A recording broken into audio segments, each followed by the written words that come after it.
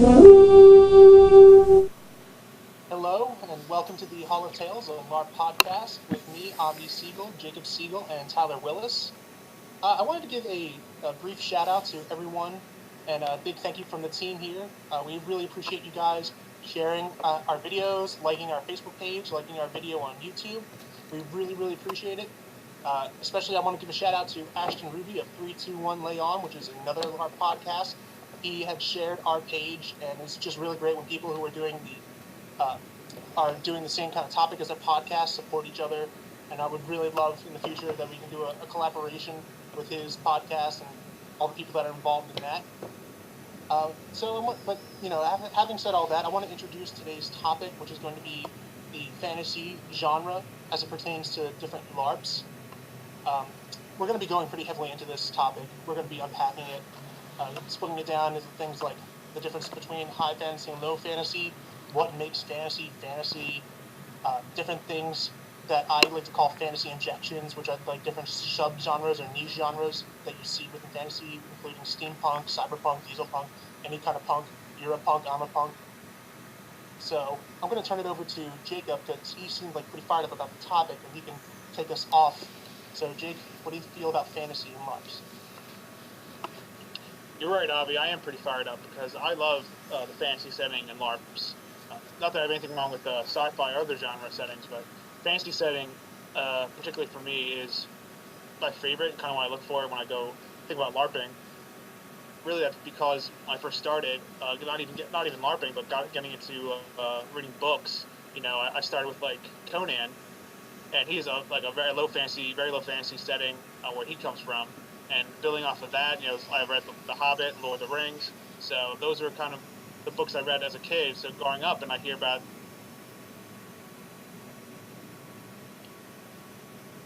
how similar they are and how they draw from other uh, books like I just mentioned before, and how some of them take interesting twists. So I love the fantasy genre in total. But when I think we're talking about LARPs, my experience is that I think that it boils down to really two types of LARPs, and that can be combinations or wholly of one type, and that being sci-fi and fantasy LARPs. I know some people might disagree, but I really think that every LARP that I've heard of or experienced is a combination of some sort of sci-fi and fantasy. Uh, what do you? I mean, do you guys disagree? I don't wholly disagree. I definitely see the genre as a spectrum because as you add certain let's say you start off with base fantasy, elves, dwarves, and all that stuff. As you start to slowly add in sci-fi elements, well, very quickly you're pushing yourself into sci-fi. Or if you start in the sci-fi and you start adding things like elves and dwarves, then you've got this weird hybrid. So I definitely think it's a spectrum, and it could definitely be just one or the other. It all depends on the elements that you're going to add into it, or make sure that you don't add into it. How do you feel, Tyler? I definitely feel like out of all the sort of genres and settings that exist out there, sci-fi and fantasy are the two ends of the spectrum. They're obviously just bare bone opposites, and you can take elements from both or both of them together to create hybrids, as you mentioned. And depending on which element they lean on more specifically, or whether they're balanced, determines where they lay within a spectrum. Okay. So now we're saying like there's this whole spectrum involved, but what actually do we feel makes fantasy fantasy? Like, is it the races that are involved? Is it is it like the description of the setting? So I'm going to turn it over to Jake again. So what do you think actually makes the fantasy setting the fantasy setting? So that's a very interesting question. I think people are going to have different interpretations. I know when I think of what makes a fantasy game, um, I think the first thing I think of is the level of technology involved in the game.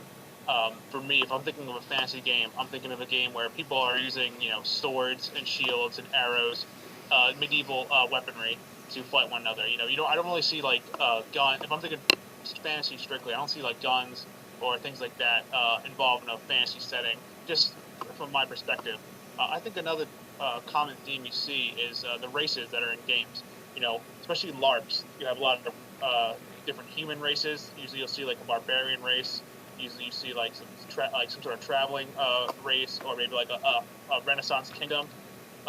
Then you have like a traditional an orc race and an elven race and a dwarven race. I feel like having those races in a game is just, to me, when I think of a fantasy setting, I just imagine myself walking up and seeing these types of things in the world, be them commonplace or not, be them, something I'd see every day because I'm in a fantasy world, something obviously very different from what I'm used to. I think another thing that involves a fantasy setting is magic. I think magic is probably the biggest part of a fantasy setting because magic, in itself is something we don't have obviously in our real world.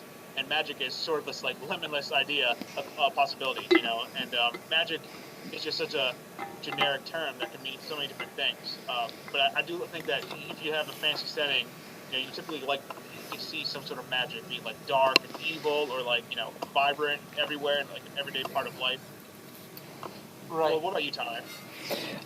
I definitely feel like for me, the main elements of fantasy lay in, as you mentioned, technology as well as culture. Typically in fantasy setting, I love and tend to see that they have a lot more diverse and individualized, unique cultures as comparative to a more modern or sci-fi setting, in which you tend to see there are unique elements, but a lot of them have sort of blended together, and you get to see these unique, sort of mixed cultures together as compared to a fantasy where I tend to see very strictly and well-defined cultures. That's a really good. I'm sorry. Main example would be being everyone, as you had mentioned, the orc race, D&D, Pathfinder, as well as numerous LARPs, orcs, and other greenskin races are typically seen as savage. They have a very warrior culture to them, a very tribal and savage culture. And that is a very clearly defined culture that typically doesn't blend over into other races, creating this sort of like multi-race culture.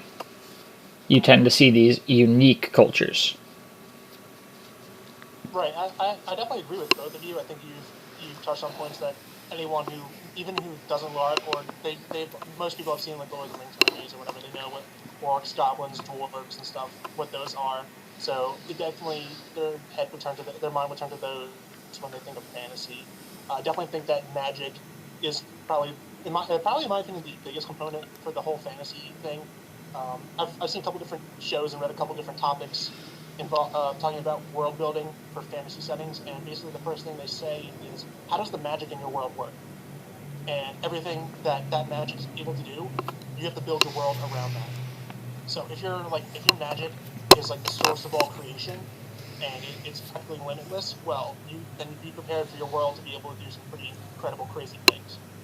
And that is like that's the base that the entire world is built on, magic.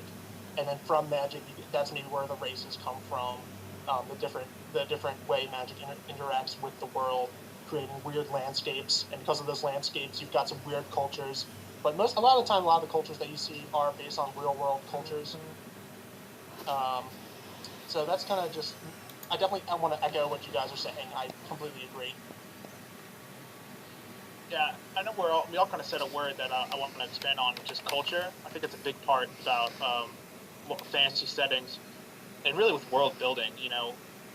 When you kind of think about the world you want to set up for your LARP game, you kind of go along the same lines of how like we as people, mankind has developed over time. I think a part of that has to do with technology and how we interact with one another. And magic obviously takes a big part, plays a huge part in that. How does magic affect the world? How these different races affect how we would have developed naturally. And kind of basically, if you could, it's funny to put logic into a fantasy setting, but to explain to people how if we live in a world where you were basically the same person, but in the same setting, how would things naturally develop? And when people can tell that story in a believable way, it really gets you into the setting. It really helps you like wrap your mind around like, oh yeah, like that's how it would be, like living amongst these people, using magic to solve my problems, or magic causing me problems and issues. So I think another part of culture that's really interesting. Another part of culture that is really interesting has to do with a pantheon. And that's another thing for LARP fantasy settings that I think about is some sort of gods that they have in this game, or heroes or tales. And the reason why I imagine these tales or gods being in a fantasy setting is because as we as people have developed, we have told stories of gods to help explain natural phenomena like weather.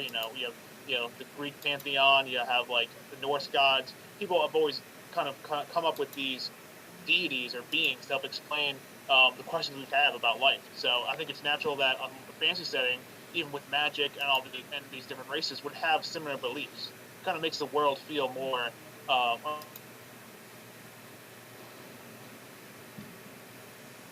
Oh, did we lose Jake there? what do you think about that, Avi? I'm sorry, you said something earlier.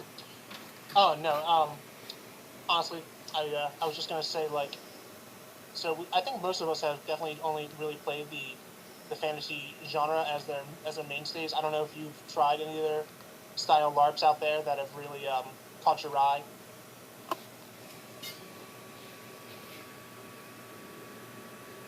Have you, Jake?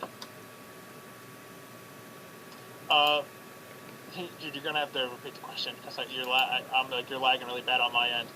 Oh, am I? Is that any better? So I might have to yeah. Can you repeat the question? Yeah. So the question was, I believe that most of us have dabbled in fantasy for most of our LARPs.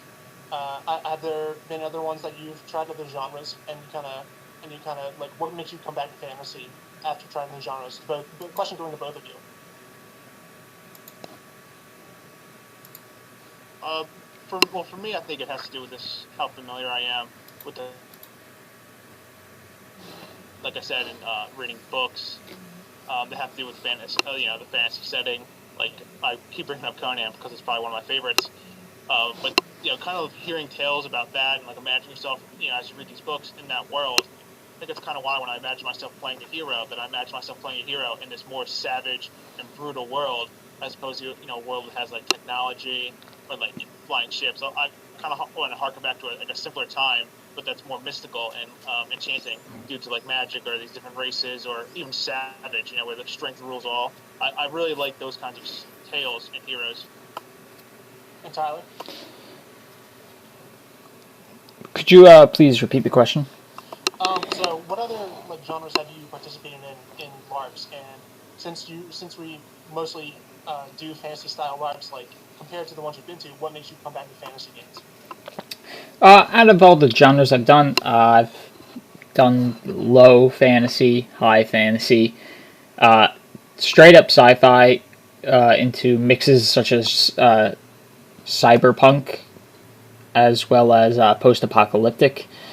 And in the end, I always am found myself drawn back to fantasy as the main because as someone who really enjoys history and seeing this sort of period in time in which in a fantasy world typically things are you have your kingdoms and empires and everyone is progressing and inching closer and closer together, everyone is still sort of compartmentalized. Kingdoms haven't like merged together to form these world global alliances. There's still so much room for discoveries, advancements, and great wars in a fantasy society. Ooh, that's a really good point. So I like what you're saying that in fantasy settings, not the cultures aren't well, not always the case, but they're not always homogenized. So because of their differences, you got room for these stories to develop, and like you said, wars, intrigue, all kinds of cool stuff like that. That's a good point. Yeah, exactly. And since everything is sort of still kept to its almost pristine state, you're able to see these LARPs in which great tales come out of it, in which this pristine state is ruined or brought close to the edge of destruction. You know what else? I don't know what it is. I just came to mind. I feel more heroic when I accomplish a deed in a fantasy style setting. I don't know why that might be. Maybe it's because like there's that baggage involved when you read about uh, demigods and folk heroes and they pull the sword from the stone and slay the dragon and that's epic. And then maybe if you do a different style, different genre like sci-fi or post-apocalyptic, it's like, oh, you killed the big meaty guy with your gun. So I mean, I don't know if I'm the only person that feels that way, but that's just the way it kind of just came to my mind in looking at it. I've tried games that are post-apocalyptic. Um, I guess I can kind of get into it. I mean, I really like the Fallout series. I understand the genre. I've done sci-fi very little, but again, it's not. It doesn't give that same like crunch that a really good, well done fantasy game would give me. I also like to think that fantasy is a bit more cut and dry, whereas compared to sci-fi, you add so many more layers and so many more elements to it. Okay, well, what type of sci-fi am I? Are we in space yet, or are we still on this one planet? If we're in space, how do we handle the infinite possibilities and number of planets and civilizations out there? Whereas compared to fantasy, typically you're confined to a singular world or a set number of worlds connected together through a very specific means. You have a lot less elements and a lot less layers to handle. It's a lot less four-dimensional and closer to two-dimensional. Things are rather straightforward and easy to get into, and as a result, sort of have more of an enjoyment to it that everyone can always sort of enjoy going back to. And as you say that, it definitely makes me think, like, why is fantasy the most prevalent setting for LARPs? And a lot of authors kind of set their stories in that genre. And I'm starting to think because of the way what we're talking about, it's just the most accessible to pretty much everyone. Everyone's seen movies, read books, hopefully, unless they live under a rock. So I definitely think it's got the most accessibility out of most any genre that you could use as the setting of your game. Can you guys think of any other reasons, maybe that include that talk about its accessibility and why it's so popular? I think another reason is, at least from a LARP perspective, is a lot of the LARPs that first started were fantasy games, and I think we all know that LARPs tend to come from other LARPs. Like, people band together at LARPs, and they go on to form other LARPs, and we know, I mean, at least from someone who's a part of a team that runs a game, we're constantly meeting people who will tell us about their game they ran, and that how they did this in their setting, and how they have props left over, and they hand our props to us, and like it kind of grows and grows like that. It's kind of a really cool chain where you'll have this one prop that may have gone back to 2 or 3 games, and it's continually being reused. And I think a lot of that has to do with people go to a game that they really loved, and that inspires them to create a LARP. And I think fantasy was kind of the breakout in the LARP scene. It's the most easy to make. I mean, with Bopper, all you need is a tabard and a Bopper sword, and you can have a weekend LARPing. And then those people go on to make other games. Yeah, of course, always need imagination. But that's why I think that the LARP fantasy setting is the most popular, at least where we live currently. I don't know how things are in other parts of the country, obviously. This is all from our perspective. But that's my 2 cents about the topic, is why fantasy settings are so popular. Valid. Tyler? I'd like to think there's a huge economic factor to it. Just from a player's perspective, firstly, let's compare the costs. For a fantasy character, I can roughly put together a costume that costs me $20. Add in $10 more and I get myself a Bopper weapon. And then, of course, paying for the LARP, I might run myself up to $100 in total to go to a LARP, as well as keeping the costume for future uses. Whereas in a sci-fi world, things are a lot more complex. You're expected to have more complex costumes. Races typically have more complex makeup and or appendages and other sort of accessories to them. And the cost of costuming just increases dramatically. As well as weapons. In a world where there's guns, you not only then, instead of spending maybe $10 on the supplies to make a Bopper weapon, you now have to, depending on whether it's a Nerf gun LARP or just a packet LARP, you then have to either acquire packets or get a Nerf gun, paint it, modify it if you have to, get ammunition, get all the proper accessories for it, just further driving up the cost.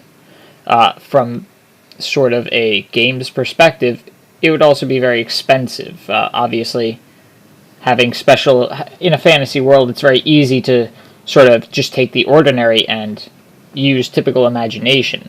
Yes, you can really go over the top by creating dragon costumes or dinosaur costumes for your NPCs that look even more like the real things. But for sci-fi, there's almost just this level of expectation that things sort of there's sort of a level. You're sort of supposed to get to this base level of, and sort of the special effects as a LARP you need to sort of have just to make yourself seem at like as a decent game for that genre seem to be a lot more cost heavy as comparative to a fantasy genre.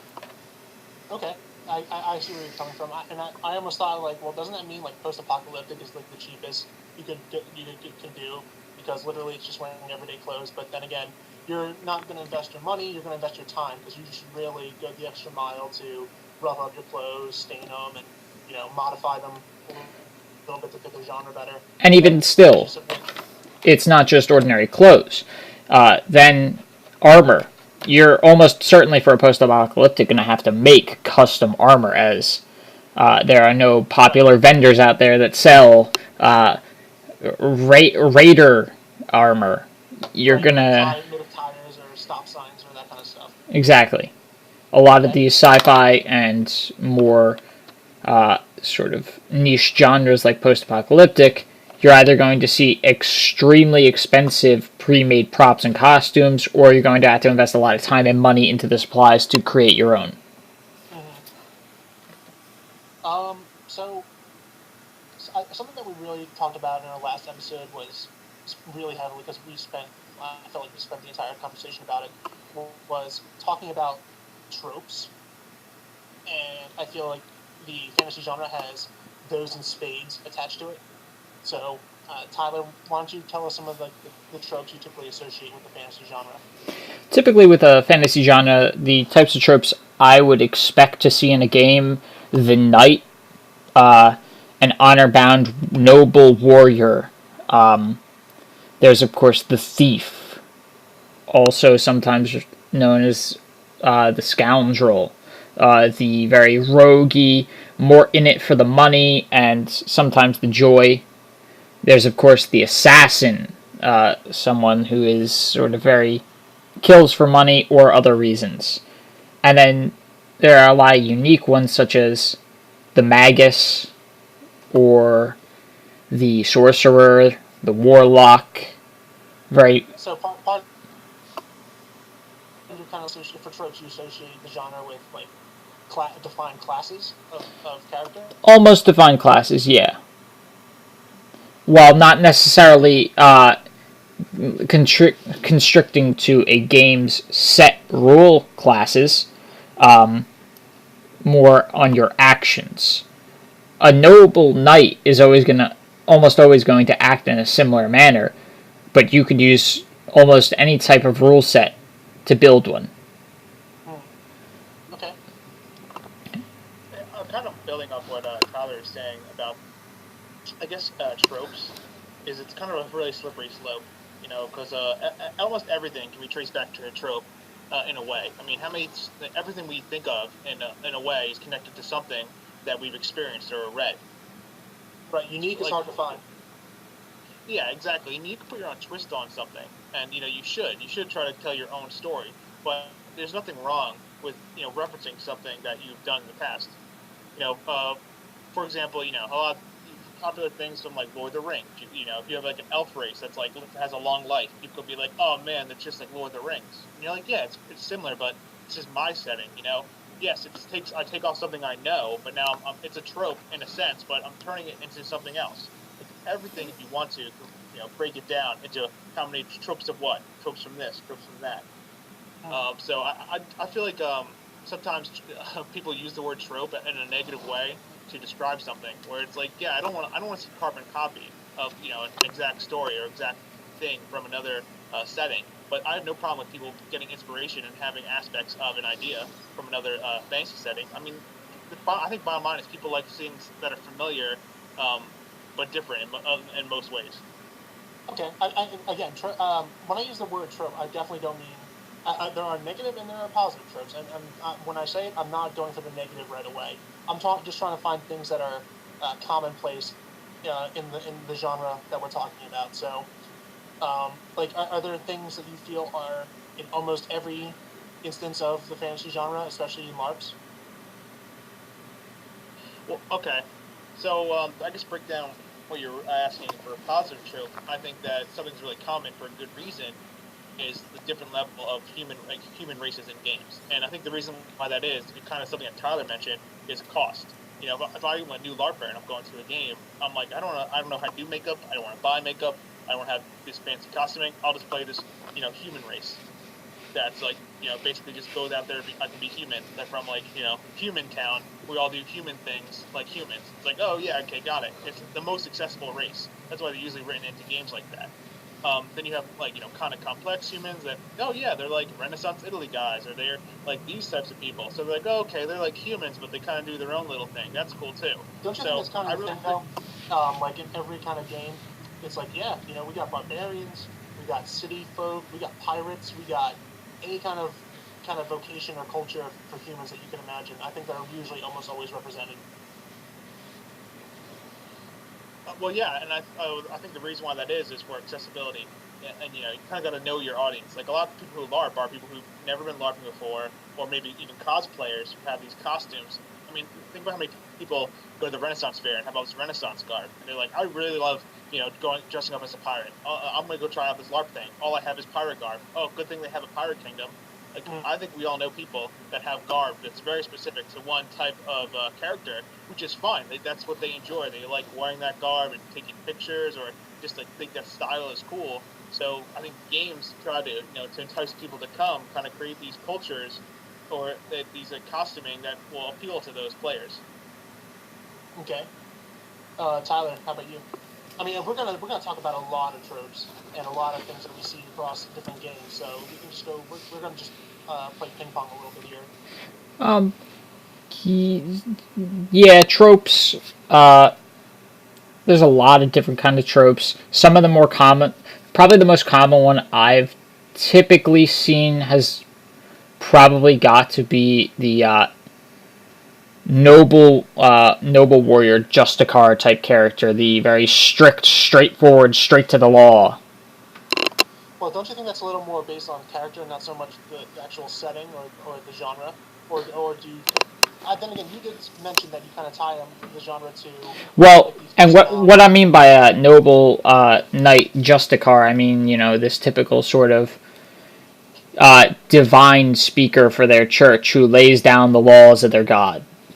This sort of paladin, holy man who is not afraid to just simply punish those they see breaking their law. Just the strict to their law, strict to their god sort of law paladin, which is, in my opinion, a reason why it's so common is because it's so easy to play. And it's so easy to get into. I think you're bringing up a really good point, Tyler. But I kind of feel like that's the reason why it's so common is because in the history of mankind, there has been people that are like that have forced their doctrine on other people, for better or worse. And I kind of feel like it's a trope, but it's a trope for the reason that it's.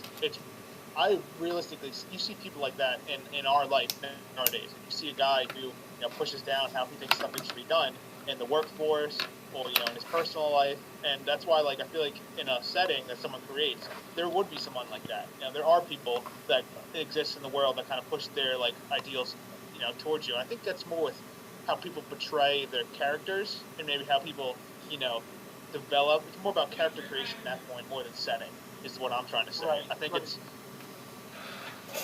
if I'm thinking LARP tropes to build up what you say, Tyler, I think organizations is a big one. Usually there's some sort of a organization of religion. That's a perfect example. Going up, building off the paladin that Tyler mentioned. Usually if there's a fantasy setting and there are pantheons of gods, there's usually organizations behind them, and which is cool because as a player, you want to have this organization that you could aspire to join for. Something that's follow these tenets and these people lead by example. And another reason why that games have these organizations is because you could one day meet that person. If you're follow this religion and the head of this temple or church comes down and talks to you, it means so much more to you now because it's established in the lore and like you're literally seeing it come to life in front of you. And so I think organizations like that and how people can get entrenched in them kind of makes the world again feel more real. Right, and you see that all the time in games. You know, there's the Assassin's Guild, the Rogues Guild, the Fighters Guild, the Wizards Academy, whatever. And that's a good point that having those established in your setting, in your lore, gives players something to work towards. They want to get in good with the people that could actually get them inside their guild or whatever their associate their thing is. Some other thing that I kind of think of, I definitely think of most games have like the same kind of fantasy associated races. So most games have elves, dwarves, humans, orcs, goblins. Sometimes you see gnomes, sometimes you see halflings. I'm trying to think if there's any other ones that are almost like that across the board you find in pretty much every game. Because then there's the games that add in races that are unique. Like I know Frontier has unique races, and I know that Core has unique races, and we can go into those if you guys want. I'm just trying to see if you guys think that's the kind of case that almost every fantasy game out there has like those core races. I would definitely say that there's almost this definitely defined core set of fantasy races: humans, elves, orcs. These are the three most common races seen in any fantasy setting. You don't include dwarves? Dwarves, yes. However, they're not in every fantasy setting. Okay. I do hold dwarves up there, but they are. I haven't seen them in every fantasy setting, and a lot of fantasy settings sort of show dwarves in a lot of different light. Some hold them in some aspects, some hold them in different aspects. As compared to orcs are almost always seen as savage. Well, I mean, Jake, do you feel like that's mostly the case too? Especially in your own game, I know you guys have like those core races. But do you feel like that's generally the norm for pretty much almost every fantasy LARP out there? I would disagree. If we're talking about fantasy setting, well, it's tough because I'm thinking of a fantasy setting versus a LARP fantasy setting, and the reason why I think these are different is because I think a lot of people like to play the orc as a character in a setting. That's why I think orc is a lot of time is like a playable race to a lot of LARP, because it's cool to play the orc. You get to be this different type of savage guy or whatever this setting is. But I think more than the orc, you have like the goblin, the antithesis of the orc. These like feral, like wild, evil NPCs. I mean, they're called different names, but everyone knows what I'm talking about. Like the goblins, they're the massless horde that comes to fight us for whatever reason, because they want something shiny or because we're where they want to be. The generic. These are the guys that we're going to fight. They live in the mountains. They're goblins. They're the mooks for you to slay. I think that's a big part. Exactly. Yes.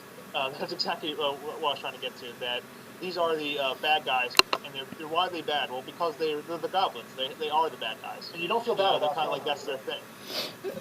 Going off that topic, it actually brings up a good point of this trope that is almost every fantasy game is sort of guilty of these sort of nearly forced perspective of we are the civilized land, being the players and where the game takes place, and occasionally you have players who are not civilized, and then there's the sort of, oh, they are not civilized. These orcs or these lands or this civilization or this kingdom, they are not civilized. But here, where we are, the players, we are the civilized people.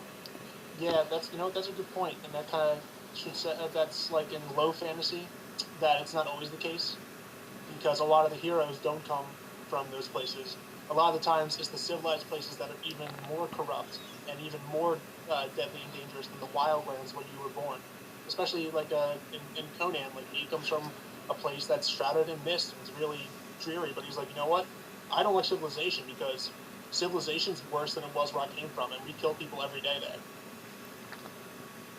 So I can definitely see where you're coming from with that. And then going back to like races, I think that is definitely a trope. Like, uh, elves usually have grand cities, or they're from the forest. Dwarves are generally always in the mountains. Humans can be wherever because they're humans and they're variable, and that's kind of like what their strong suit is. So I think it's a lot of times we're hard pressed to really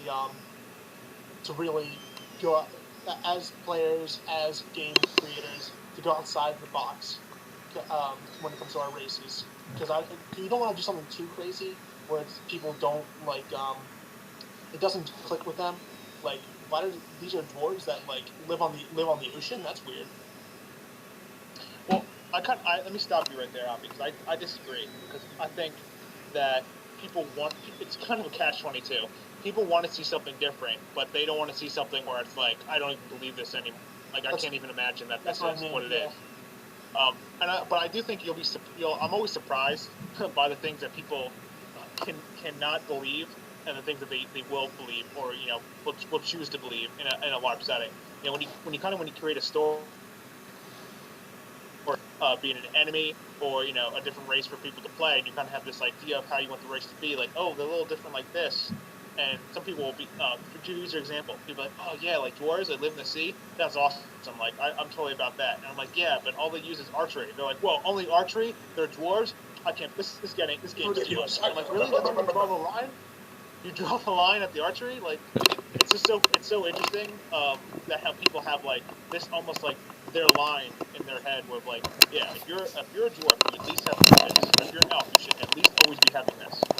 Right. I think that's almost like a trope. I mean, maybe that's a trope in itself. Is like the the ideas that people have of certain races that they should at least have this one aspect of them. If anyone's listening, write them down. That race. Sea dwarves. Now in my head, I'm like, oh man, that could be pretty goddamn. You should patent that. They've got the pearl market cornered. But where would a sea dwarf live? Would they live in the underwater valleys or in the volcanoes? They would live in the sea mountains, of course. Probably on like small islands, volcanoes. I imagine like a very Phoenician like trading culture where they just take their gigantic ships and go from area to area. They'd probably have some sort of like sea cavern where they keep their treasure, and then like an underwater sea serpent named Not Smog would show up. Not Smog. Desolate the land. Not Smog, yeah. And he would decimate them. Totally original ideas. That actually, from that joke, I got another idea of a sort of typical trope that's often seen of everything's fine and dandy until this specific fantasy creature that is so immensely powerful that it would take a god to defeat it of this land, and it shows up, and then it almost leaves plot relevance almost as soon as it shows up. Can you kind of like build an example? Sort of like not necessarily leaving plot relevance as soon as it shows up, but it shows up. It's very clearly more powerful, like similar to the from Chronicles of Rohan on one of the previous plot lines, the god king Osiris, the Clockwork Dragon, which had single-handedly destroyed the kingdom's air fleet, and in a battle against it, our ragtag fleet of 2 airships and 3 steamships were able to destroy him.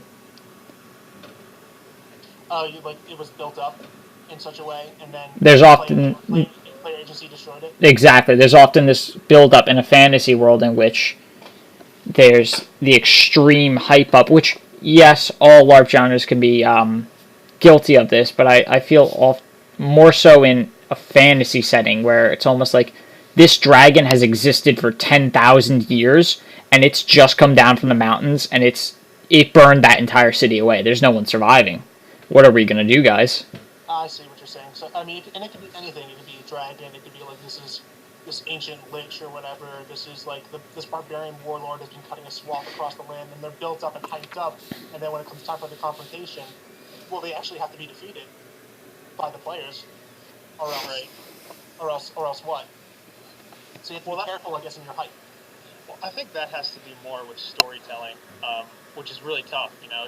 It's tough to. It's always hard to introduce a character because you want people to you should fear this character. You should know he means business. But at the end of the day, the LARPers know, like, hey man, like, we probably should defeat this guy. Like, it's kind of like in the back of everyone's heads that they should defeat him. And sometimes games, how they want to tell the story. Sometimes you will, sometimes you won't defeat him. And that can be a good or bad thing too. Some people feel like, oh, what do you mean we can't beat this guy? Like, they can be upset. They can be upset about it, which is natural. Like you want to go to fight this person that's unbeatable. And you're like, well, why did I even show up to fight this unbeatable fight?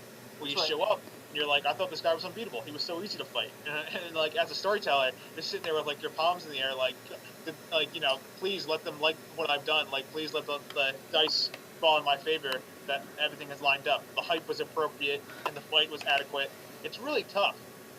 I also think it's to sort of include on this. I think it's a lot more tough in a fantasy setting too, because as opposed to a sci-fi setting where, General Ishar from Mirror. General Ishar is coming to conquer our galaxy. He's destroyed 5 universes already. Oh, wait a second.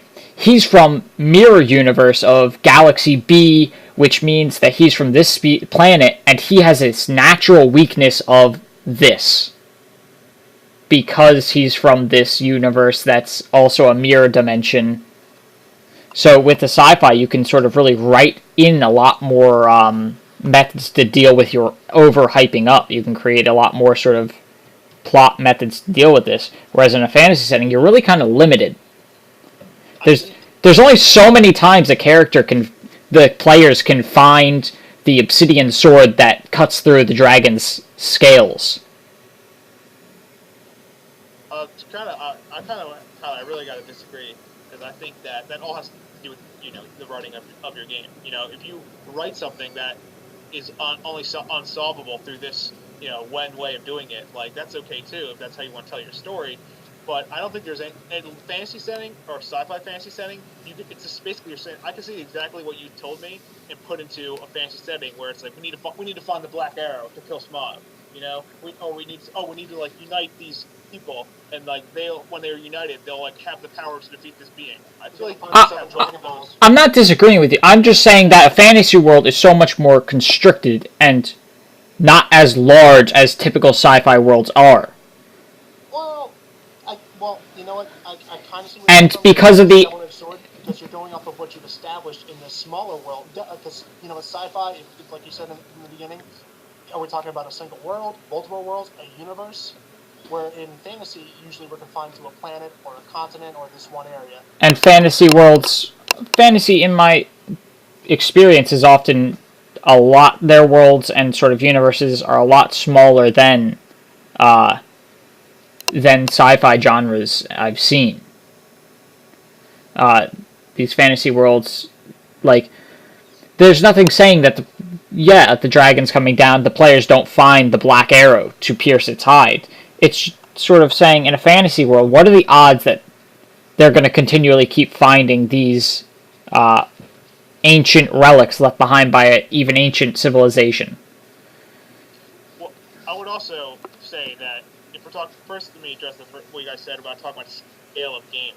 That, yeah, you could have a game setting. Like, I could write down in my document that our game is a whole universe with 10,000 planets. But when I tell my story, how many of those planets are we going to go to, and how many of them are going to look vastly different than every other planet you go to? Like, it's what you tell your story in your setting. Like, just if you create a whole world, that's a lot of different places you can send your players to go to. You can go to someplace in the sea, the desert, all these different types of locale that can be vastly different. And you can do the same thing with a sci-fi setting, where you go to a new planet that's a desert planet. You go to a new place that's like the ocean, an ocean planet. You guys, there's similarities in the way you tell your story and the way you set up your setting. The world might be bigger on paper, but what the players experience is the same size. And you don't know any different than, like, if I'm going to another planet versus I'm going to, like, the desert kingdom in a fantasy world. As one person, you can only travel the globe as fast as the game lets you. And you can only go as many different planets as the game lets you. So you really don't, like, yeah, the world can be bigger, but you don't really see and experience how big the world is. You're only experiencing the story that the runners of the game are telling you. I'm not disagreeing with you. I'm simply saying that this is obviously a common trope, and the problem of it often being is that people develop these small fantasy settings. The common trope being the consistent overhyping of villains and consistently getting to bigger and bigger villains who are consistently overhyped. Where in a fantasy setting, this is a very common trope. Almost in any LARP, it's a common trope, but with a fantasy setting, a lot of the solutions dealt to it are sort of pulled out of this continually growing smaller world. I definitely agree that the trope that I see, it's hard to escape. It really is, man. It's like every villain is like the next tougher is like, oh, he's even tougher than the guy you thought was really tough before. You know, like it's like kind of hard. It's like, how much tougher can these guys be? You know, it's like how do you continually pose a threat to the players? It says not only do you have to top what you did before, but you know, you also have to realize players are leveling up every time they go. And not only that, but they're getting better. You know, as they come to the game more, they may be actually getting better fighters. You know, like they're more organized. Like there's so many factors that make the players more powerful than the previous villain you sent out. And you constantly have to explain to them how, no, this guy is the real threat, or like, no, he's tougher than that guy you thought was tough before. Right. And it's kind of like you're always playing Catch up. with like how do I make the players, you know, like fear this person, you know, without making him so crazy overpowered that they're like, how would I even survive? That's like, different. This is the god of all evil. Oh shit! Oh my god, they killed that guy. This is the god of all evil gods. Yeah, exactly. And Galactus. I definitely agree. And what would be an interesting thing to see is, and I think a lot of games need to start sort of thinking not more of oh, the biggest bad villain for this year, he is the demigod of cruelty. Oh god, they just shit on that guy. Oh, the next year's greatest enemy, he is the god of tyranny. Oh man, they just like liberated all of his slaves, they killed him. I feel like a lot of games need to start thinking more of this clear, well-defined enemy who is a single person, and maybe sort of taking the aspect of this organization. There's no clear leader. There is no. It's not just one man. It's just a bunch of people who happen to believe these similar sort of beliefs, or it's this enemy that sort of subversely affect the town in a manner of maybe a villain is amongst the town's numbers. Maybe, you know, less stacking of continually creating these overpowered characters and more, okay, well maybe if we spread out the sort of threats and we have these sort of cool wrap-ups, we can deal with the fact that they're not as strong, so people don't perceive them. We don't write them as strong in the lore, although clearly they have strong rules, but their fights and their plots and their encounters are a lot more challenging by introducing more puzzles and throwing together different challenges the players haven't experienced yet. So you're saying like kind of cool down on your escalation of the next big bad and focus more on things that are, well, like you said, like there could be this organization, or it's like, okay, well, you know, the king of this country, he's, you know, he should be deposed because he's doing this to his citizens. So kind of grounding things to be, I don't want to say less fantastical in a fantasy setting, but like just cooling it down with your threats and not having them escalate like to the next tier right away. And sort of make the challenges more unique. Like you don't have to necessarily like keep throwing a higher level god at them. They could fight a demigod one year, and then the next year they're fighting a king. Oh, why was the king's fight more challenging? Well, it's clear that the king prepared. He had you guys go through a maze before you fought him. He had you guys fight a horde of minions. He had traps. He had people in your group betray you. Okay. So I'm sorry, Jake. What were you gonna say? Well, I really think I understand what you're saying, Tyler, because you do need to have to constantly like mix things up with how you present your threats. But one thing I think is to really would do what you're doing, but also make it easier, you know, on people who run, you know, these games, because like as much as you be like, oh yeah, well let's set up a maze and have all these traps and do all that stuff. It's like, man, if you want to do that for one bad guy, and then you got to do another bad guy, and what are you going to do? Like have like some like not as impressive. You're kind of like always paying even still, like your effects and the way you set up like mods and stuff, you're almost like topping yourself every time. You know, that can you'll also probably get burnout. well, yeah, exactly. You'll burn yourself out by constantly having, some games, even on a monthly or bi-monthly basis, that's a lot of work to do, for, like, a reason-sized staff that has full-time jobs. You have to also think about like, I mean, I think maybe that to rank, you want to have something amazing for the players, but what kind of Frontier Dawn balance that we have is we do things where it's like you see a threat that are, like, different levels. You'll see something that's maybe not, like, a threat to the world, but it's a threat to the town. That's like, oh man, this will really mess us up, but it's not like, it won't like go over and destroy this entire world. It'll just really destroy the town and mess with us, so we gotta take care of this issue that's a town-wide threat. But then you'll have something that's like, wow, this is like affecting the whole ecosystem. We really gotta take care of that. That's gonna be, it's a whole ecosystem, it's gonna take us a while.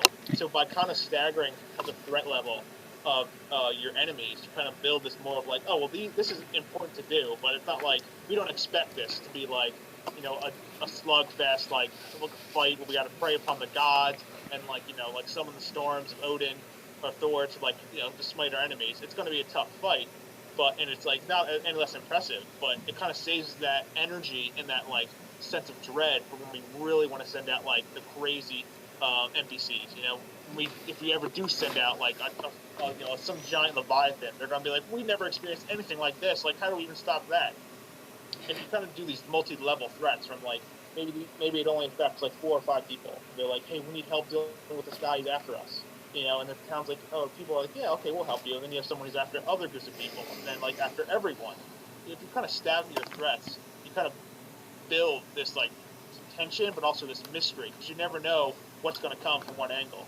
And it's like I said, it's an easier way than always having to do like some crazy mod mechanic or like some super intensive thing. Well, hold on, guys, because we're talking about running games and writing our scenarios when we're trying to just talk about a setting and things that are typical of the setting. So let's kind of get back in that vein. You know what? I don't mind doing an episode about different mods and stuff like that. If I could just make one last note on the subject. All right, go ahead. I personally agree with you, Jake, having sort of a well-defined threat level. Oh, this villain, he's a specific threat to our town. Or this villain is a threat to every elf in the world. Is a very good thing and a very important thing that a lot of LARP should start doing. But I also think a lot of LARP should stop with these sort of one-time use villains. Have villains last a year, maybe more than a year, or maybe the entire duration of the game. I feel like often 2 times, LARPs are too quickly to just toss away a villain once he's been defeated. Have his plot wrap up in a few events, and the villain's gone for good. And as a result, they're constantly attempting to over-escalate and hype the situation up each time. Okay. Yeah, I think that's, I just want to also respond, and then we can move on to the next topic. I think that's a really valid point, Tyler. And, I think a lot of that comes to, if you're a kid and you're reading comic books about some, like, villain, and the villain shows up, and he's like, oh my god, he's going to defeat the X-Men. Then 3 or 4 issues later, he's like, oh, we took care of him. So you're like, oh, okay, like, that was interesting when it happened, but I guess now it's over. So kind of like, it all boils down to, like, how do you reference your storytelling? Like, how do you experience storytelling from the beginning? Like, if you're more of someone who's a Lord of the Rings fan, you're a fan of the slow build-up, to, like, the climactic ending. Like, they have big fights throughout the entire series and, books, but it's really the build-up and the detail that's what really gets you. I love the story. So I hear 100% what you're saying. I couldn't agree more. Okay. You know what? Because you brought that up when you said battles. I think a common thing that you see in fantasy settings is giant armies smashing each other, huge cinematic climactic battles, like all the time. Like, and maybe in the actual game you experience skirmishes, but you're always hearing about battles going on. And definitely in my head when I picture fantasy, I do imagine maybe it's just like the power metal lover in me, but I always imagine like these gigantic armies smashing each other. There's blood and gore, and lightning is in the sky, and there's wizards casting battle spells. So that's just I don't know. That's just another thing that I associate with the genre. No, You go ahead, Tyler. I agree with you, Avi, but at the same time, I think that's just an overall problem with the LARPs, in which you can't truly represent the scale of a true battle. You can't have, Depending on your player base, but go on. depending on the player base, but then again, depending on the player base, if you have a game that has 1,000 players, yes, you can get the scale of 1,000 player battle, but then typically that's when the things such as plot and quality of the game start to decrease. My God, the cheating. Oh, can you imagine trying to moderate 1,000 people? I could not imagine marshaling. It's tough to marshal on mod when there's 50 people, even when you have 2 marshals. But 1,000 people, I kind of feel like you just throw caution to the wind and just tell everyone is safe, like no one gets hurt. And then talk about organizing your 500, your like 400 NPCs who are fighting the 600 players. How do you handle telling the NPCs, "Oh wow, we totally misjudged the players. Everyone step up a power level." All right, we're doing it again. We're not talking about running the game. All right, I think now is a good time that we could actually touch on some of these niche topics that you brought up, Avi. These niche genres. So, when it comes to like a fantasy setting or a sci-fi setting, there are like these things I like to call like injections. So it's when you're adding like a subgenre or a niche genre into your main setting, whether it be fantasy or sci-fi. And like some of the popular ones are like, especially that you see now, steampunk, cyberpunk. I think a rare one is definitely diesel punk. And if anyone has a question about what any of those are, like you can look it up, or I can give like my perspectives on them all. Me and Tyler personally play in a fantasy steampunk game. And you definitely notice that like my character is a vampire knight guy, but you know what? He's got 2 mechanical arms. Like what? Like that's pretty crazy. And a robot eye. And then Tyler's got a robot eye too, and he's a vampire. That's pretty weird. So I think that your game can benefit from having like these injections, but then it's a slippery slope on the spectrum. Like adding too much, do we lose like the core of what it is to be fantasy as we slowly add in these things? Yeah, I hear what you're saying. Kind of like how these games are. That's why when we started this topic, I really said I feel like every game is a combination of fantasy and sci-fi. You know, no matter what the setting is, it's more heavily one or the other. Even like steampunk, for example, I think that's sci-fi. You know, it's technology that's not normally, it wasn't invented in our time. And so solely steampunk is, you know, it's technology. You created this. It's an actual item you created through science. You know, it can be fantastical science, but it's still science.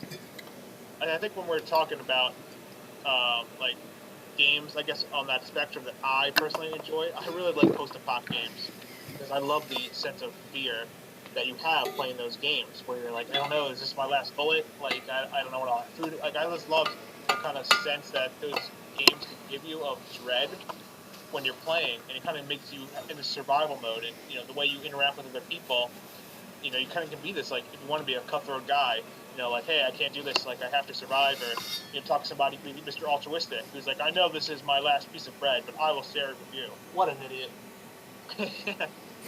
But I really like those settings. I guess we're still talking about, we just mentioned tropes, so something I think is really funny, and I noticed once when I was playing a post-apoc game, I showed up, and I put a long time into, like, messing up my clothes, doing blood stains, and I did, like, blood stains on my shirt, and underneath I was wearing, a wife beater, and I put blood stains on that as well, and, like, I messed up my shoes, and I ripped up my pants. I went really far and beyond to make it look like I was living in the wastes.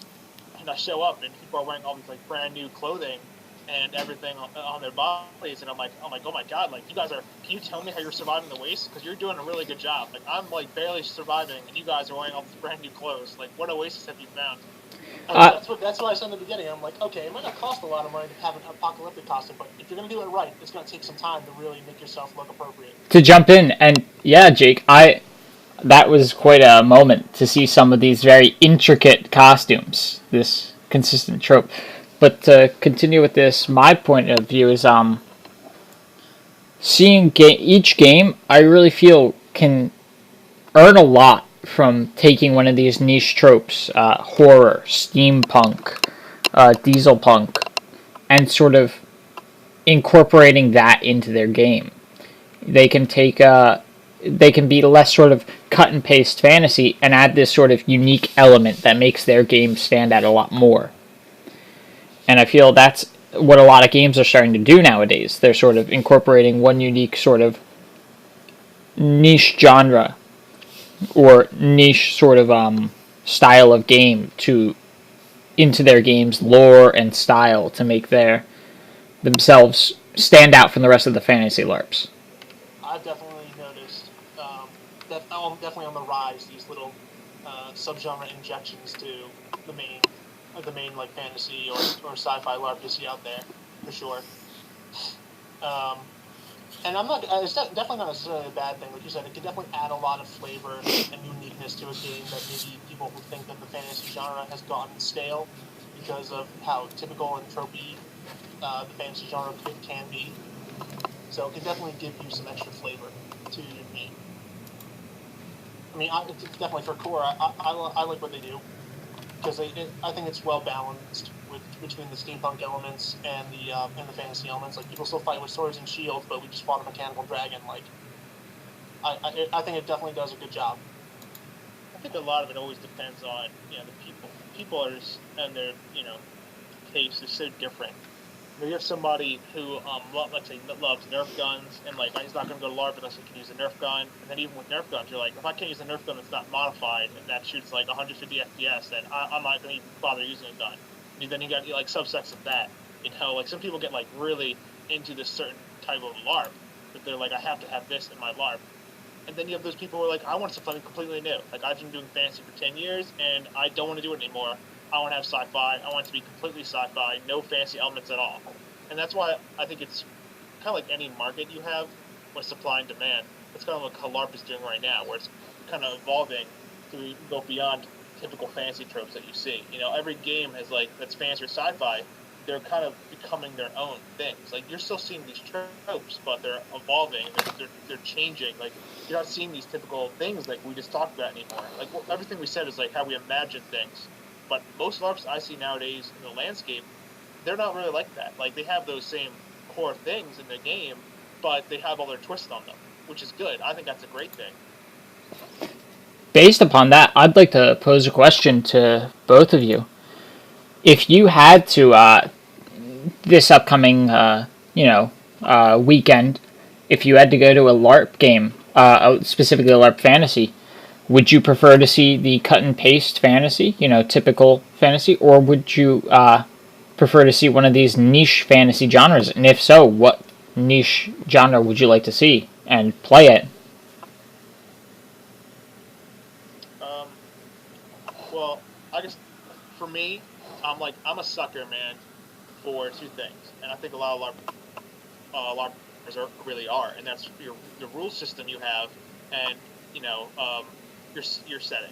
I can be involved in any LARP setting I can feel like, but if I look at your rules and I see things that are unbalanced or things that are confusing and cluttering, and like I'm not really sure about a lot of things, I kind of get this like feeling like I don't really know if they got things sorted out.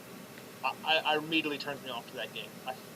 That if your game has a tight rule system, simple or complicated, it doesn't really matter for me. But if they're concise and this is speaking strictly from a lore perspective.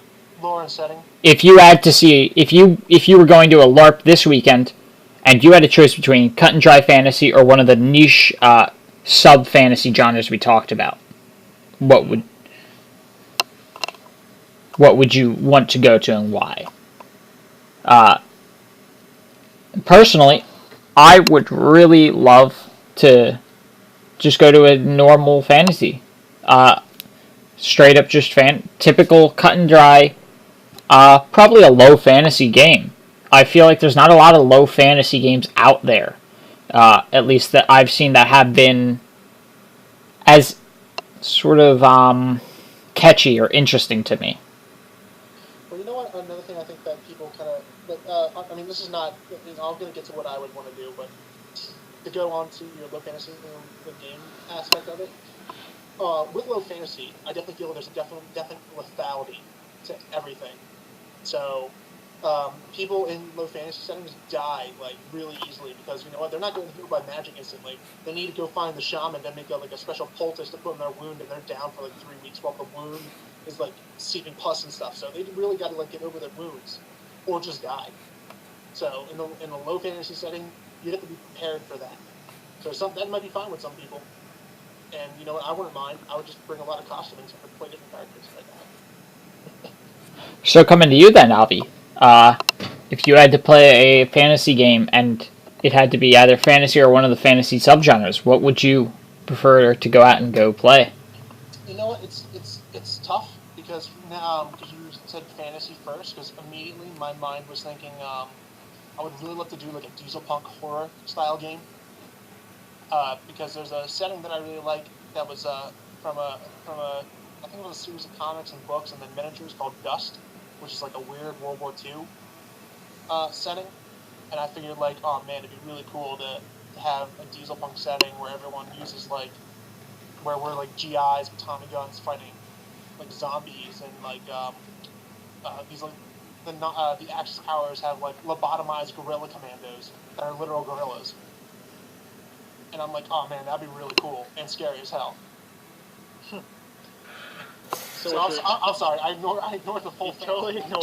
So let's come back to the fantasy then, Avi. Okay, if I had to pick a fantasy setting, you know, I would like to have something that kind of. I guess I'm on a little bit of a diesel punk kick, so I think it'd be kind of cool if we had like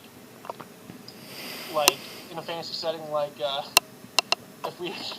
It's so weird, like it's like, oh yeah, you know, we're gonna ride into battle against the Dark Lord in our jeeps. Why play fantasy at all? You know, let's just. Our Jeep, no. Hey, instead of like a 30 cal machine gun on our Jeep, it's got like a repeating crossbow or something. I don't know. Okay.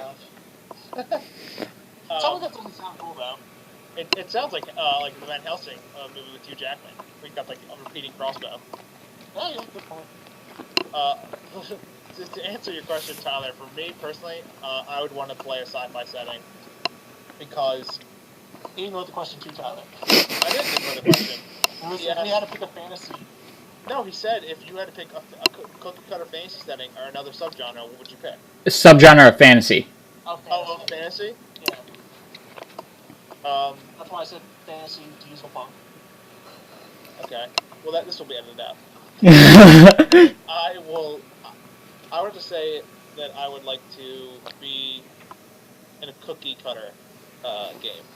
Very like I guess low fantasy. I would say low fantasy Conan-esque. Definitely. I want something to be very based on like skill, very low magic, and a lot of it have to be, you know, the lethality level will be high, and I would almost say like I won't even want magic available to people that aren't like high level or some like special title stuff. Like it should be like very. Seen like not even a player to become a wizard. And that would be like you'd have to you could get like to become a shaman and do like all this stuff, but you'd have to achieve a wizard. You couldn't just start as a wizard, you know. I want it to be like very like Bronze Age, you know, like almost like when you discover steel, it's like a big deal, you know. I want it to be that type of setting where it's like so brutal and savage. People are forming tribes to like defend each other. I want it to be fantasy in the sense that there is still magic in the world, and there's like other races like orcs and elves and dwarves. I love like those different races, but I want it to be like almost Bronze Age technology. Super brutal, dark. Super brutal, yeah, exactly. I think that would be my ideal. I would like to note, although the game itself is not fantasy, Deadlands, or the Weird West LARP, the high lethality level is quite interesting to play in, and where you really have to base everything off of personal skill. Since a lot less skills can just straight up save you, you really have to base things on skill.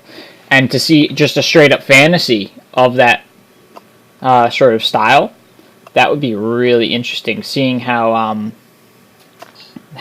archery comes into play and how these large-scale fantasy battles that fantasy LARPs often do, how are these going to turn out in a high lethality sort of system? Right. So the one arrow shot you can take could be the one that does you in. Exactly. Are we going to see a lot less of these sort of tropes of individuals leading these armies into charge because they get taken out by a single arrow, or are we going to see a lot more tropes of dedicated fighting units? I don't think so, because especially in LARP, when it comes to like battles, it's an army of individuals. It's not an army of. Not necessarily. Well, you know what? It depends on who you're associated with in game, and like if you guys like to use tactics and you work together as a unit. But a lot of the time I see a lot of people acting as individuals. I know this is about setting, but I really have to. For me, like the cause of the question is what LARP would you rather go to?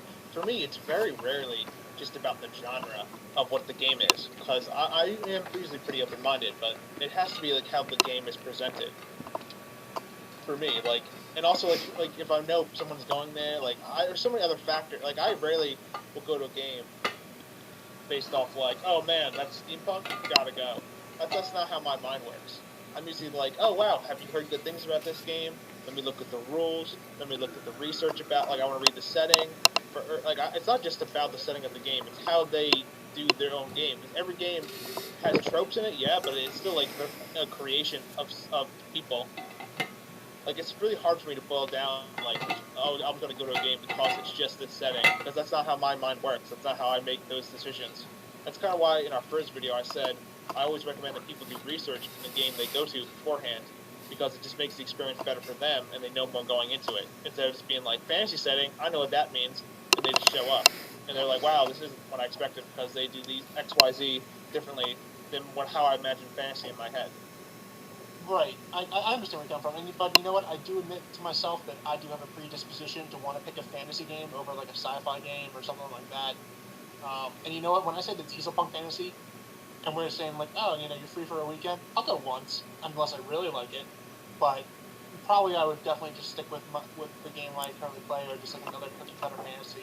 I'd rather try it out once, and then, you know, after doing all the research like Jake suggests, if I really like the lore, if I really like the setting, then I might pick it up and stick with it. But you know, it doesn't hurt to just try it out. Like try out as many games as you are feasibly able to, and you might find something that you really love. Now, the only caveat to everything I just said, to backtrack 100%, is unless I have a buddy who's got like a really cool concept. Like he's like, hey man, like I'm gonna show up and we're gonna be basically, you know, biker mice from Mars. I'm like, dude, I don't care what the game's about, but I'm gonna go, no matter what now. I don't care what the setting is. If you tell me we can do that, I'm showing up. You know, that's the only time where I'll throw caution to the wind and go to any setting. The guy's like, yeah man, we're all gonna play orcs. I'm like, no big deal, but we're all gonna be like scholars. And I'm like, I'm in, 100%. Exactly. In all honesty, anytime it's me being part of a group of people going to a LARP none of us have ever been, and doing something that we would never do together, like being orc scholars, yeah, it's usually a 100%. Forget what the setting is. We're doing it. Yeah. I just love that. That's my favorite part about LARPing, man, is the creativity, and you get to try this like totally. As much as we talk about tropes all the time, if you're like, all right, it's almost like an anti-trope. Make something super tropey. Yeah, that too. But I'm thinking of like, okay, people think orcs are savage, so orc scholar. You know, like it's almost like it's like anti-hero, anti-trope. You know, you're showing up as like things that people don't expect you to be, and it's fun because you're challenging your own predisposition to these types of characters. I love that. I love doing that at LARPs. That actually brings up a good question of mine. In a fantasy setting, what is the typical trope for a hero in your cookie cutter fantasy LARP? This will probably vary really differently for everyone. I mean, let me think for a second. So what like their background and what makes them a hero, and you know, just what they are in that world. Like for me, how do you determine a hero? Yeah, you know, typically the person that the majority of the player base, you know, taking aside, you know, the NPC and plot viewed evil characters, and looking mostly at the majority of the players who are plot and NPC seen as good players. So I think one big thing that I've seen in a lot of characters is definitely in their background, something bad, like a big major event in their life has been bad. That like I've seen it a few times where the people's like, yeah, I live a totally normal life, and I just decided to do good things. And you know, like no one in my family has ever been a hero. I just decided to pick up a sword one day and fight for goodness and the right That's fine. But something I've seen a lot is like some people have had like a very tragic event in their character's history, and that has shaped the character who they are, whether they're a good person or a bad person, a hero or an anti-hero or a straight up villain. Well, coming more typically to the fantasy setting, what kind of sort of in the fantasy world do you see the hero? And to give my example, uh, typically in a lot of the fantasy worlds I've seen, the sort of hero is the well, it's obviously either like the king of the country we're in. He's led us on the front lines defending our shores, or it's the the noble and heroic cleric who, through his divine speeches, has led us through tough times. Right, but I mean, it's weird because I think any character has that potential to really be like it could be this woman. Her family was butchered by a group of assassins, so she infiltrates those assassins and basically decides to completely obliterate them. Isn't she still a hero? Not right now. So what I would say to the question, Tyler, if I imagine a hero in a fantasy setting, is that the question? Correct? You're asking how I imagine a hero in a fantasy setting, or how do I see heroes portrayed in a fantasy setting by LARPers? What do you often sort of view as a hero in the fantasy What I setting? view as a hero in a fantasy setting is someone who does good deeds. They're kind of like a wanderer who goes around doing good deeds, and you really never know what's his motivation for doing them. He just does them because it's the right thing to do. Someone who goes from place to place where horrible things happen and kind of rights the wrongs that are done in that place, and not in like the name of a god or the name of like a kingdom, but because it's the right thing to do, because it's justice, because it needs to be done. That's what I consider to be a hero in the fantasy setting. Someone who does what he needs to do to save other people because it's the right thing to do. That's what a hero in my mind is. And it's kind of better that you don't know why they do it, what their motivation is, or what their backstory is. Because you only can judge them by their actions. And I feel like those are the most, in my mind, they're the most compelling types of heroes. That's pretty concise.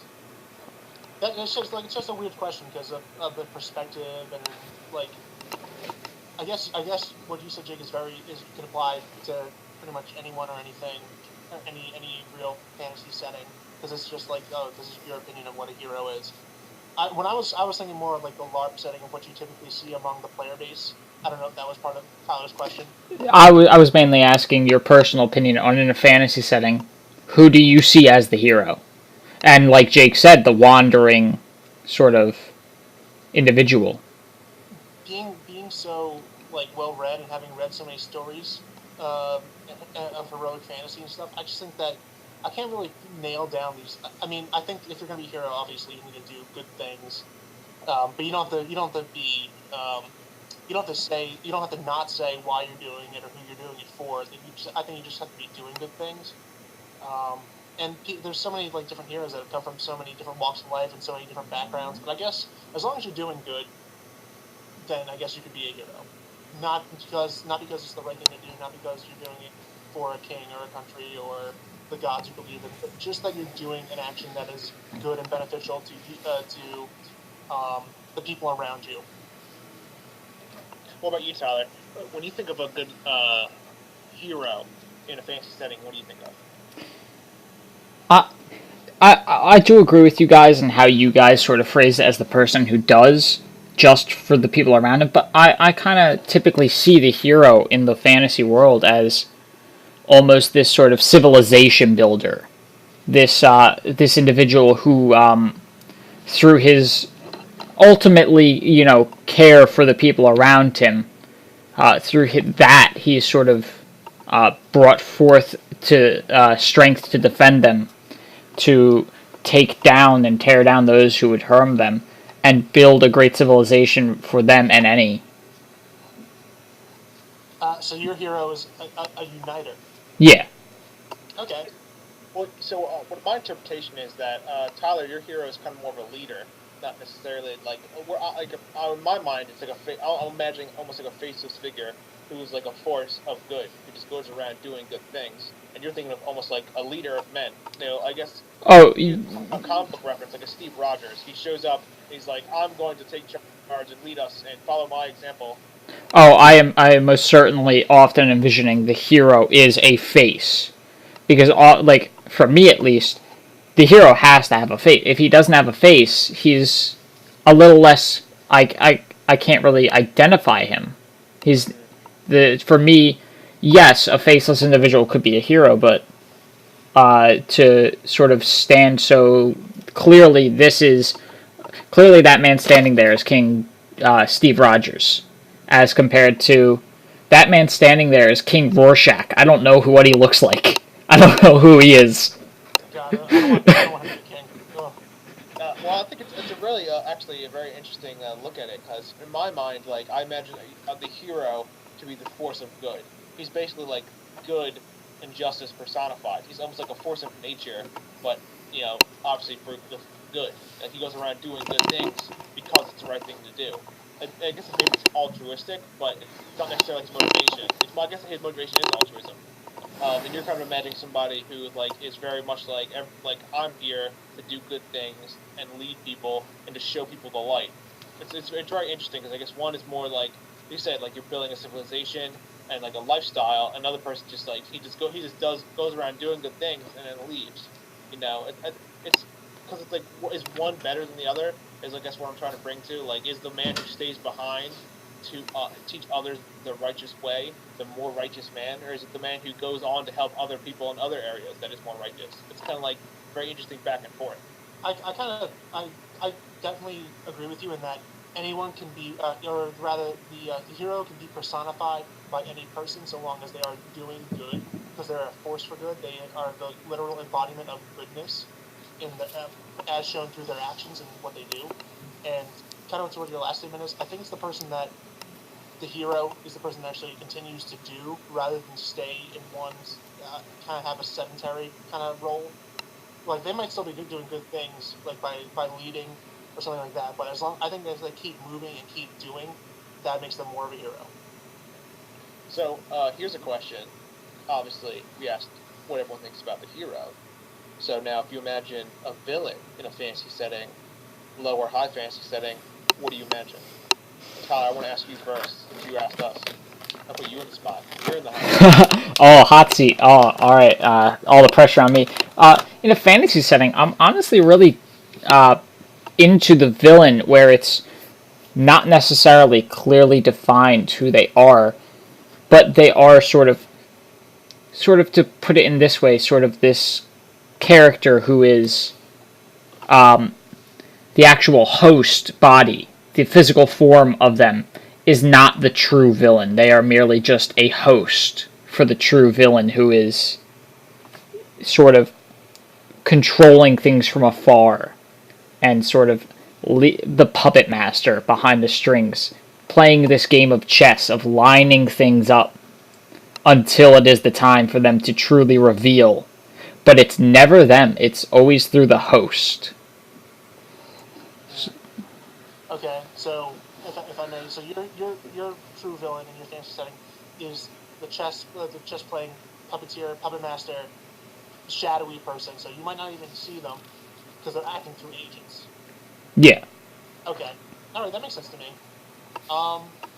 That's another mixed bag for me, having heard so many stories and seen so many villains in different lights.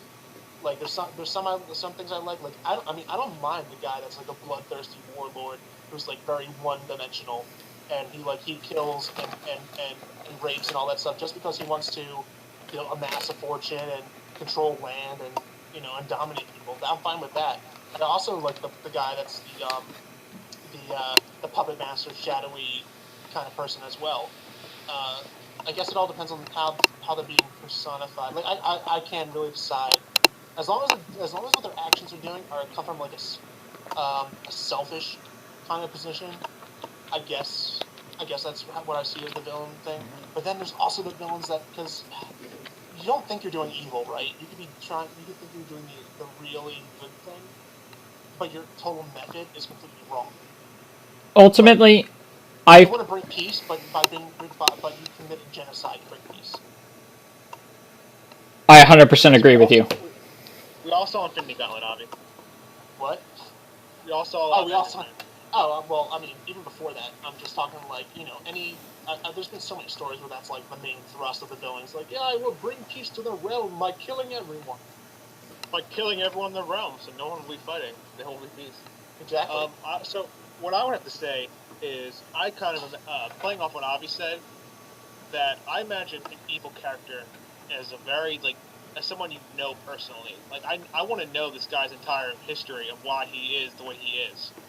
Like maybe as a child he was like starving, and he grew up and he's like, I will never starve again. I will never want for anything. And he kind of has motivation is greed. He wants to always acquire wealth. And going off of greed, I really feel like this using the 7 deadly sins, like those are motivations for any evil character, is one or a combination of them, and they can either be simple or they can be complex. But it's always they always have like a single goal, where I want to cause massive destruction, or I want to become king, or I want to just create chaos. I imagine that someone who's evil character, it has a goal in mind of what they want to do and what they want to accomplish. And the reason why I believe that is because when you have a goal in mind, you're like, I will do whatever I have to accomplish my goal. If you have like an ambiguous goal, you're like, how do I even go about doing this, like good or bad or indifferent? But I feel like the truly evil characters are, I want to bring peace to the realm. How do I do that? Mass genocide. Or I want to become a king. How do you do that? I'll steal money, or I'll like lie. They have these clear goals in mind and how they want to do it, and through nefarious means. Right. That's just the way I see villains, because I think a villain can be done so many ways. As long as God, it's so subjective. I really do agree with both of you, and that's one of the great things to me about villains. Villains can be done in so many more ways, in my opinion, than a hero, necessarily.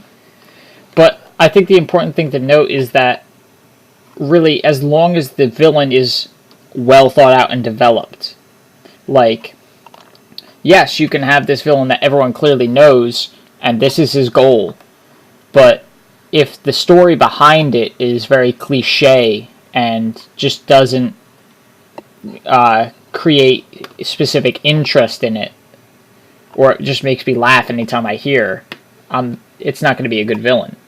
Well, you know what? I don't mind if it's cliche. It's got the cliche has to be written like really good. There's a difference between what I'm saying, meaning cliche, and cliche, like overused. This is a villain who kills because it's funny. Okay. He kills people to drink their blood.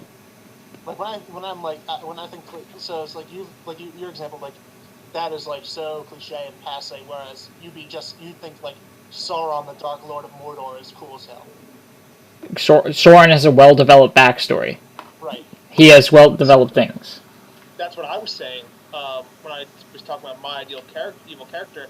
Is you need to have. I want to know everything about this evil character because it makes him real. Like he could be the most like he could be just a psychomaniac who like loves playing with entrails. But you're like, why does he do that? Oh, because when he was a young boy, he was a butcher and he loved making sausages. You're like, oh, okay, that makes sense. Why he loves playing with organs now. It's like now he's like a real character. I feel like the backstory of a villain is almost more important than the backstory of a hero, because it gives all their actions so much more like light as to like why they are. How do they become this person?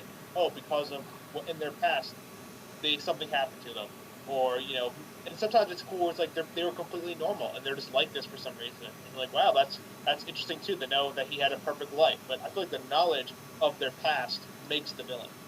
Oh. I see that a lot in like DC Batman comics too. Well, except with the exception of like the Joker, but a lot of times you'll like the more compelling characters are the ones you know their backstory. They know like they became villains because of some horrible circumstances. Do you think that's a part of another trope in the fantasy setting is well-developed senses of good and evil? Like there's definitely morality infused in the setting. Oh, I would definitely. I would agree. Certainly. It's tough to say, man. And I'm sorry. Go on. I would say it's tough because as people who live on this earth, and everyone's upbringing, I think we know like murder is bad, and stealing is bad because of the ramifications it has. Where you can't live in a society where everyone can murder and steal whenever they want to, because it's just chaos for everybody. So it's how do you write a setting where it's like, oh yeah, murder and like stealing, it's okay, and then have like a game that doesn't involve all the players just murdering and stealing from each other, or to like gangs are forming. They're like, wow, this game I can't even tell a story because everyone's too busy killing and stealing from each other. So you kind of have to have these senses of morality that we already have as human beings coming into the game. Like that's already our predisposition. I think with the sense of morality thing, it often the only real trope I see out of that is what I brought up earlier of where too often the players and where the players play at in the world is just viewed by them as the civilized region and everywhere else is not civilized. That's the only real trope I typically see that can actually be sort of addressed and dealt with, as like Jake was bringing up. There has to be this sort of sense of morality or this sense of order. Otherwise, there's going to be no story because the people running the game are going to be too busy dealing with the chaos to introduce a story. So, I think we're we covered a lot of stuff, and I think we're kind of moving towards the wind down of our segment here. But I do want to pose like one last bonus question before we do our wrap up segments. So, I wanted to know. I know Jake has played an integral part of building his game world. As far as core goes, I helped write a little lore back when core was being written. And I think it'd be an interesting question to know, like, if you guys could have carte blanche to add anything in your ideal fantasy world, what would it be? Like unique races, unique systems of government, unique locations, like anything like that. So if you guys could think of one crazy cool thing, and Jake, try not to say something that you want to do in Frontier Dawn. Yeah, that's a tough part. I think, okay, so the only thing I can say is, I love the Incredible Hulk. He's my favorite character, favorite superhero. I don't even say he's a superhero. He's just my favorite character that I've ever read. I love him so much. Everything he's in, I'm a huge fan of World War Hulk. I cannot talk much, enough about him. So I would think that I would love to have any setting really where I can introduce a character that's like the Incredible Hulk, that has the Dr. Jekyll, Mr. Hyde type of personality, but to the extreme, and really be able to pull off the fact that when he's in the Hulk form, it's he's unstoppable. He's got this power, and then but on the other side, he's super intelligent and articulate. I just love that character, and so any chance I get to interject him into a setting that makes sense, I'm all about it. So you want to have an NPC that is kind of like that character? Yes, and as close to the character as I can get. I love the idea of the Incredible Hulk. Kind of everyone has this inner rage and beast inside of them that can be unleashed at any moment. That's their savagery. Everyone as humans try to keep at bay because we're in a civilized society now. But when your rage takes over, you lose that facade and you become the Hulk. And I just love that dynamic. So I think if I could, it's tough because I wouldn't want to create a race that's like that in a game because it'd be crazy. How could you do that? I would like the idea of a god or a character that's maybe he's human, but when something happens, he becomes divine for brief moments, and then he becomes a human again. I guess it's more close, kind of like the Sentry. I guess the Sentry, who's human most of the time, and then when he becomes a Sentry, he's a godlike power. It's like that, except with the rage and the loss of control, which would be the Hulk. I just love those types of characters, and so anytime I get to do a story involving them or play them, I'm all about it. And that's really all I'll say because I don't want to talk about anything else I have going on in Frontier Dawn. Tyler, what's your unique ideal thing for fantasy? I definitely love sort of the civilizations and the sort of kingdoms, and if I got to really add stuff in, I always sort of gunning for adding in a unique civilization that both fits with the world lore, but isn't covered by any of the current civilizations. And even when I'm writing lore for my D&D world, that's one of my hardest things. I'm always coming up with new civilization ideas. It's just my favorite thing to sort of sit there and brew from a lore perspective. These ideas of these civilizations that players not necessarily are allowed to be from, but these places that players discover along as the game sort of takes place. Do you have like something specific like you want to do? Like, do you think would be badass in a LARP? I'm definitely always a fan of sort of discovery of this isolated, unknown civilization that suddenly can pose a huge threat to the world. As cliche as it sounds, this sudden discovery of entirely different cultured people and civilization that has been isolated for their entire history.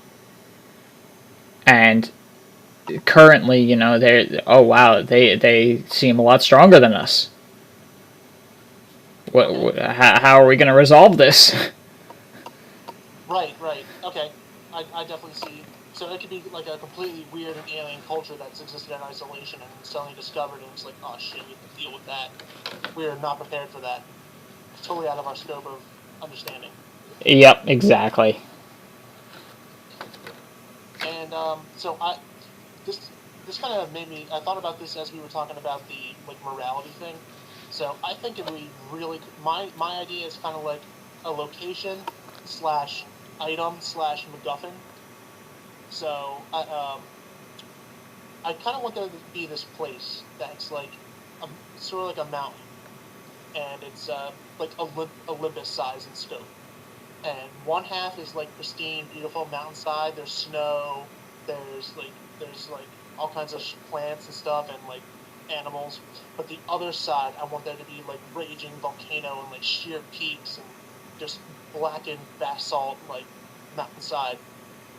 And in the middle, I want there to be this really plain item that's just like this plain rod, and it's completely set up and down straight. And I want to call it the fulcrum. And the whole point of this place and this item is that it's a MacGuffin because everyone in the world is trying to get there because it ties into morality. The fulcrum is completely imbalanced. Everyone who wants to get to this place wants to tilt it one way or the other. So, and of course, it's the obvious dichotomy is seen in the mountain itself because the one side representing darkness and evil, the other side representing light and good. So whatever side gets there, they have the option to tilt the fulcrum one way or the other. And I just think that'd be a really cool place to go. It's like this is the one place everyone wants to go because everything's in balance. Good can't defeat evil, and evil can't defeat good. But if they get to this place, it'll totally shift the balance. So in a sense, it's very much like the Golden Fleece. It's like, what does the Golden Fleece do? Well, it's a Golden Fleece. You have to, like, wicked people want it, good people want it. It's just this item that can bestow this great power of healing or, make you king or whatever you want it to do. Yeah, I guess in a sense it can do anything you want it to do, but more that all evil in the world will just be empowered, or all good in the world will be empowered, and that it could be as subjective as you want it to be. Like all healing magic is suddenly like it can make the blind see, it can make the lame walk, and then evil could be like, oh man, like just all the evil minions are suddenly like they could be the Hulk. I really do like that of it. I think I find that really interesting, and seeing that implemented would be in the correct way could be very interesting to a story perspective. And you know what? In the game, I hope no one ever gets to it because that would just ruin the game. The whole point should be getting there, and then like, oh man, this game's been going on for 25 years. All right, let's let them get there. See what happens. Well, I think something very interesting to our answers is we talk about tropes and talking about how I think that games do this or games do that, but all of our ideas can really be boiled down to tropes. Of course, all the things you want to see are really tropes. If someone wanted to call them that, yes, let's say someone who hates the Incredible Hulk is like, that's stupid. If I see that in your game, I'm done. It's like I don't like that at all. And same thing with like really anything we say. And well, if they don't like the Incredible Hulk, they can just leave. Well, yeah, definitely. I don't want to be that guy person. But what I really, my bigger point is, I think we all should realize that people are always trying to be as creative as possible, put like, especially game runners are trying to put the best product they can forward. I feel like a lot of the time that people forget that they are people. That LARPers forget that the people who run these games are just like you and me. They go to work or they make a living and they do the LARP for whatever reason. It's their hobby, it's their passion. They love to do it. But sometimes how critical people can be about things because they only see it from the one side can be really brutal. And as creative as we all are and want to be, you have to realize that when you put that creativity to the test and to produce a product, it's a lot. It's really tough. It's mentally and physically very tough to do, and produce a consistent creative product that's constantly like new and evolving and changing. And to expect something that's like different every game and something that's like revolutionary every game, it's you're almost like you're putting these people on this pedestal where they're just people like you and me. They can only do so much. They want you to have a good time. That's really the spirit that everyone should remember is when you go to LARPing, you're going to have a good time. And you know what? I hope everyone that has been listening to our podcast has been having a good time. I know we rambled and went over like so many different spots. We're talking about how games should be run and stuff like that. We'll have a video on that. I promise you. We'll talk about being a GM and how to run your scenarios and telling the story.